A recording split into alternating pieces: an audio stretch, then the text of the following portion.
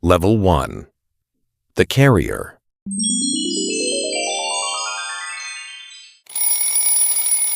In a gray town in Kosovo, you open your eyes at 5 in the morning. Outside, it's still dark. The yellow light of a street lamp flickers on the window pane. A dog barks somewhere in the distance. No one has woken up yet. But you woke up hours ago, or, more accurately, you never fell asleep at all. All night, you lay staring at the ceiling, placing the bag beside the nightstand and taking it away, placing it again and taking it away again. Now you get up, wash your face, look at yourself in the mirror. A familiar face, but this morning, there's something different in your eyes, something you can't quite name yet. In your pocket, 300 euros. On your back, a cheap sports bag.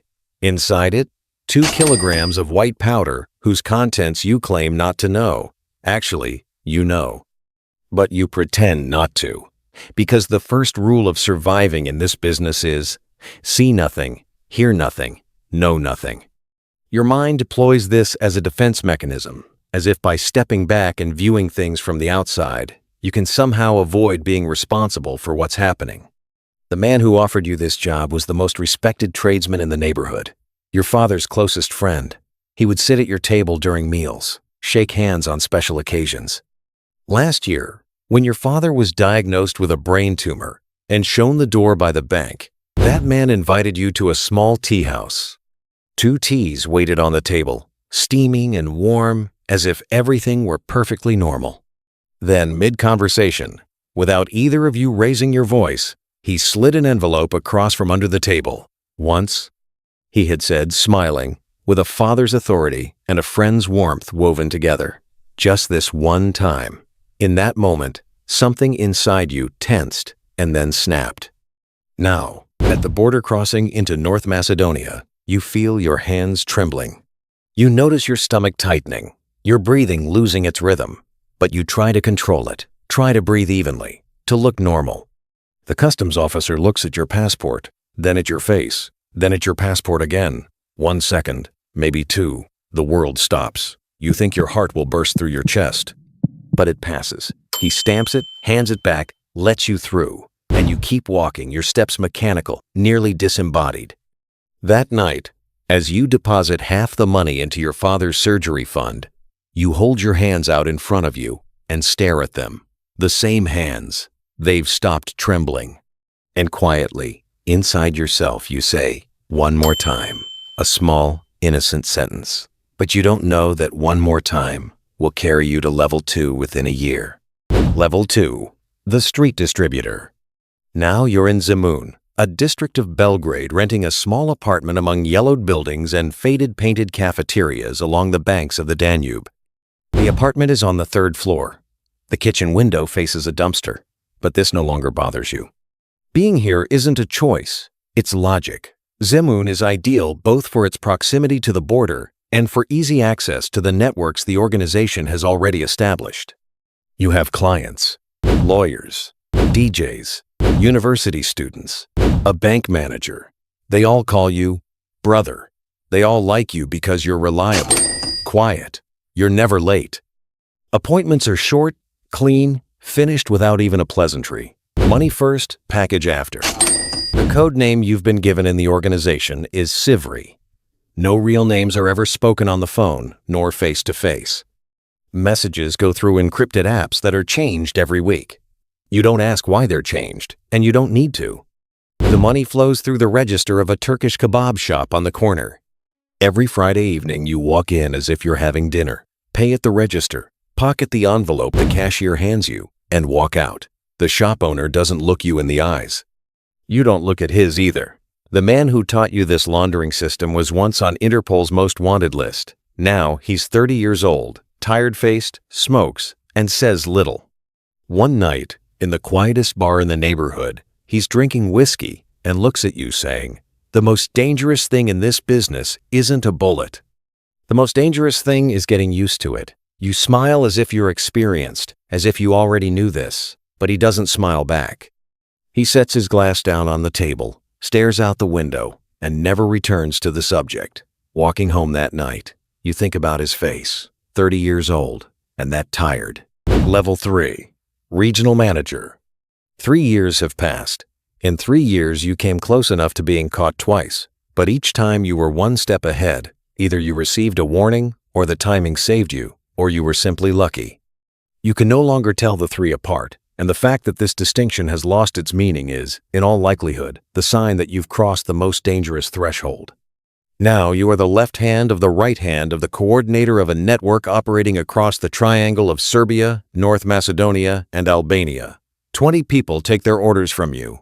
The route works like this: from Afghanistan to Tehran, from Tehran to Turkey, then to Bulgaria, then through Serbia to Western Europe. The total length of the land route is 5,000 kilometers. The street value of each kilogram in Western Europe is 50,000 euros. The numbers circle in your head so often they've started to feel abstract, not like real money, but like points in a video game. The organization is composed of Albanian, Serbian, and Turkish elements. They don't sit at the same table. They don't see each other's faces, but they're chasing the same money. Communication is layered. Each group knows only one connection above and one below, a chain link structure in schematic form. If you break this structure, each link collapses without giving the others away, ensuring this is your job. Your role is coordination. Who, when, which vehicle, which border crossing, which officer is on duty. Some officers receive a regular salary. You're the one who pays it on time and without error. A monthly routine. 5,000 euros to one officer for a truck to pass. 2,000 to another for looking the other way. You don't write the figures down. You hold them in your head. Your memory has sharpened to carry this load while dulling in every other area. At night, you run the calculations. Route, vehicle, people, money, risk. Until you lie down, the tables spin in your mind, but you can't sleep. You don't admit that you can't sleep either. Level 4. Founding Partner. In Floreasca, a district of Bucharest, you rent an office in a glass-fronted building. The sign reads, Logistics Consulting, plain, official, unremarkable. The building has lobby security, elevator cameras, a receptionist. The receptionist genuinely processes logistics paperwork. At this layer of the business, front companies need real employees because credibility hides in the details. You wear suits now. You have a tax consultant, a lawyer, offshore companies in Cyprus and Dubai. The organization across Europe has 14+ restaurants, 3 textile firms, and a real estate portfolio. What they all have in common: high cash turnover, low oversight, easy to inflate revenue. In the restaurants, menu prices are kept deliberately low.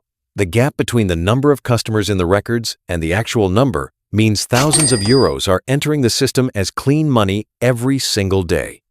Europol knows about you. They've coded you as Group Leader B and have been watching for 2 years. But your lawyer knows better. Every document is clean, every signature in its place, every trace either erased or redirected elsewhere. The rule of this game now is not committing crime being unprovable. Last month, in a freight company operation in Dusseldorf, 3 of your carriers were arrested. One of them was 19 years old, had entered the business to pay his university fees, most likely his first run. You sit in your office at 2 in the morning, reading the trial news on the screen. 19 years old, and inside yourself, you search for something: conscience, sorrow, regret. You try to understand whether you feel anything at all. You feel very little. And that feeling very little is the most frightening thing you are still capable of feeling. Level 5. The top of the darkness. No one calls you boss anymore. In fact, no one calls you directly, looks you in the face, or addresses you by name. You are a passive shareholder in several holding companies. On paper, you are a retired businessman. You have a villa by the sea. You drink your morning coffee on the terrace, looking out at the water. Your children study in Switzerland, the older one studying law, the younger one engineering. Neither of them knows what their father does, or they don't want to know. You no longer make that distinction either. Twice a year you fly into Belgrade. You have coffee with old neighborhood friends, donate to local tradespeople, and the local newspapers print philanthropist businessman next to your name. People shake your hand. Thank you. You smile naturally, measured, appropriate. The route is still running. It runs independently of you now. You are merely the architect, and the building is still standing. Every day, in some city across Europe, a young person straps a bag to their back and walks toward a border just as you did 20 years ago. Some get through, some get arrested, some meet worse ends. There is demand, there is supply, there is a route. The system feeds itself. But sometimes, very rarely, lying awake in the dead of night, gazing at the sea from the terrace while sipping your coffee, or hearing your children's voices over the phone, your mind travels back to that first morning. The gray town in Kosovo. 5 in the morning. The yellow street lamp. The bag on your back. And that man, with the words he spoke alongside the envelope he slid across the table. Once. Look back. Everything grew from those 2 words. And now here you are, staring at the horizon from the sea-facing terrace, with neither conscience nor triumph inside you, only a deep, inextinguishable exhaustion. How much can a person get used to over a lifetime? How much can they normalize? You know the answer, because you are the answer.